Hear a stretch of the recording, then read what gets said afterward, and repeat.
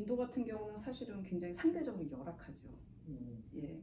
그래서 뭐 여러 가지 측면이 있는데 사실은 가격에 대한 결정권이 농민들한테 있지 않기 때문에 예측을 할 수가 없고 가격이 폭락을 하게 되는 경우에는 면화가 최종 수확되는 과정까지 드는 모든 비용이 해결이 안 되기 때문에 결국은 이게 부채로 남게 되고 그래서 매년 4,500명이 자살해요.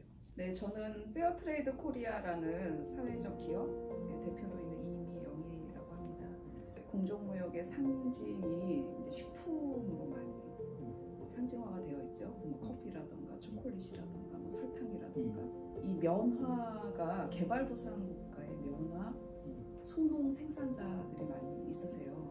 그리고 뭐 자유무역 협정과 같은 FTA 과정에서의 사실은 경쟁이 안 되는 측면도 있는 거죠. 이런 여러 가지 측면에 의해서 사실은 경쟁력을 갖기가 좀 쉽지 않은 그런 구조를 또 가지고 있습니다. 최근에 인도 면화의 또 큰 이슈는 GMO 이슈예요. 다국적 회사로부터 씨앗을 매년 사야 되는 거잖아요. 그러니까 이게 어떻게 보면 생명이 없는 씨앗인데 한번 재배를 하고 나면 그 면화로부터 만들어지는 씨앗이 다음 해에 사용할 수가 없는 거예요. GMO 씨앗의 특징인데 그러니까 매년 씨앗을 구매해야 되는 거죠. 근데 정부가 굉장히 적극적으로 권장을 하거나 또 토종 씨앗이 가지고 있는 여러 가지 어려운 점들 이런 것들 때문에 GMO 경작지가 늘어나면서 이게 오히려 농민을 더 빈곤하게 만드는 거예요.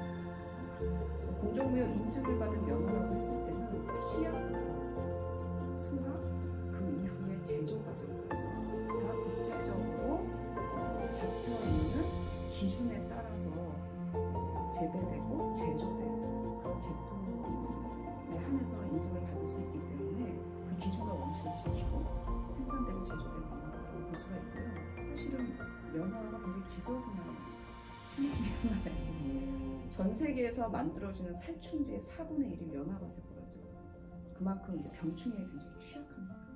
이런 문제 때문에 사실은 기존의 이제 관제농법이라고 얘기를 하는데 약을 많이 치고 많은 물을 사용하는 이런 재배 방식이 아니라 약을 치지 않고 그다음에 적정하게 물을 사용해서 재배하는 유기농 면 자체가 환경단체에서도 굉장히 관심을 갖고 유기농 면화밭 재배지를 늘려야 된다.